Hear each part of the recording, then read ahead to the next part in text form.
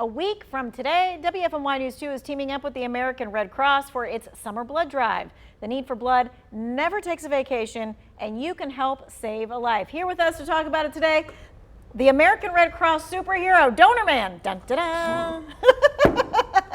His real name is Wes Hayes. He's from the American Red Cross, and he is taking your questions as well about blood donation. What we want you to do is send in your question about blood donation. The number on your screen, 336-379-5775, is the way for you to get your question to Wes. Okay, so we made a joke for sure, Donor Man, but it really is. We need all kinds of superheroes, and that's what you are when you donate blood. The reality is, when you come out and donate blood, you're saving one, maybe even more lives with every one donation. There's not many times in life where you can save one or more lives in just 1 hour of your time. Yeah. All right, so let's talk about how long it takes to donate, because I think a lot of times people think to themselves, oh, I'm going to be stuck there all day. They actually can make an appointment, but usually the whole in and out process isn't as long as what most people think. In general, it's going to stick to about an hour. Like I said, that's from walking in the door to being able to walk out. You're going to check in, you're going to answer some questions, do a little mini health history just to make sure you're in a good spot to donate.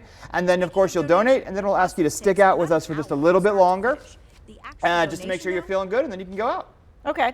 All right. So, and let's talk about the process just a little bit, the process of donating blood. The first thing you do when you get in there, you're usually filling out some paperwork. Absolutely. The first thing you're going to do is you're going to check in with our volunteers, make sure, get you a spot, figure out where you're going to be, and they're going to ask you if you've done Rapid Pass. Rapid Pass is a way to answer some questions online before you come in. In general, it saves you about 10, maybe 15 minutes. If you didn't do Rapid Pass though, that's okay. We'll give you the material to read while you're there, and then once you're done reading it, we'll put you in line to go to health history. Okay, and so they ask you a few questions. They usually check the iron in your blood. Yep, we're going to do a blood pressure, and one of the neat things about the Red Cross is if you donate regularly with us and you have the app, we'll track your blood pressure. We'll show you kind of how it goes up and down. We also do your iron levels, like you said. We're also going to check your pulse, and we're just going to make sure that you're feeling okay and you're ready to donate. Yeah, and then you get to kind of like lay down on that bed. They prep you up and all that other kind of stuff. And then really it only takes like maybe a half an hour by that point. Yeah, at that point, once you're in there, you're on the bed donating for probably about 7 to 10 minutes on average. That's all you're doing for the bleeding time. Okay, and then after that, you get a snack. So this is good.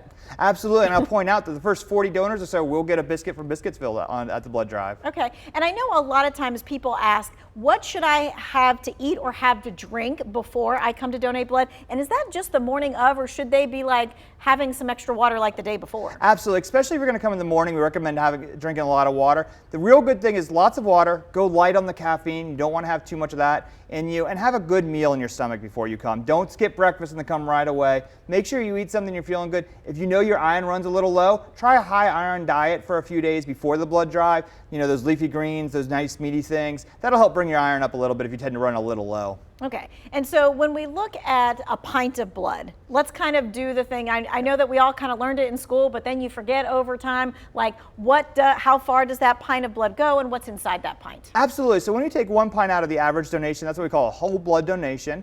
Typically speaking, that whole blood donation is going to go to our center, and it's going to be split up into 3 different components: red blood cells, plasma, and platelets. And those platelets, by the way, only have a shelf life of about 5 days, so they're probably going to go into a recipient within 5 days. The red blood cells will go into patients for a variety of reasons. That's when you think of your trauma victims, you talk about your cancer patients. Those are going to go to a lot of different people as well. And I think that is like a big thing to think about, because it's not just blood for like an accident or something like that. There are so many different kinds of patients who need blood on a regular basis. Yeah, blood or blood products. Yeah, cancer patients need a regular. Sickle cell patients may have to get donations of blood every month, sometimes even more. So there's a ton of reasons why people need blood that we don't think about, and it doesn't take a break for the summertime. All right, what makes you eligible to give blood? Absolutely. First thing is you got to be 18. If you're 16 or 17, you can still donate, but you got to have a waiver form, so bring a parent, but any 18-year-old can come on in.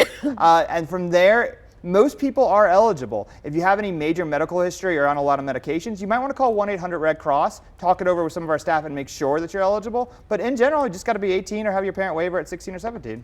All right. Are there any like common myths about blood donation that we could put to rest here? You know, I think a lot of times people think, oh, it's going to hurt. So I will say most people don't find it all that uncomfortable. I won't say no one finds it uncomfortable, but most people don't find it too bad. The needle is not that large. It goes in pretty quickly. Our staff, this is all they do. It's not like going someplace where this is part of their job. This is all our staff do. They do it day in, day out, and they're really, really good at it. All right. And if you've never donated blood before, that shouldn't keep you from coming. Absolutely. The reality is Our blood donors at the older level are starting to age out a little bit and not donating as much. So we need younger donors. We need first-time donors to come in and replace those donors that can no longer give. All right, and this is always the common question is, well, what kind of blood do you really need? Absolutely. So the reality is we do need all blood. 100%, I will say all blood is always necessary. A positive example is that's what I am. My platelets are so valuable. And so when I donate, yes, I get the red blood cells and plasma, but the platelets are super valuable. However, I will always point out O neg, O positive, and B neg. Those are probably the top 3 that we're always looking for. So if you know you're one of those 3 types, know that your blood is going to be super important. Super. So please consider donating. No matter what your blood type is, come out and donate, but especially we're always needing the O neg, the B neg, and the O positive. Okay, all right. Well, what we're going to do now is we're going to be taking your questions when we come back after this next break. 336-379-5775. Get your question answered. We'll see you in a few minutes.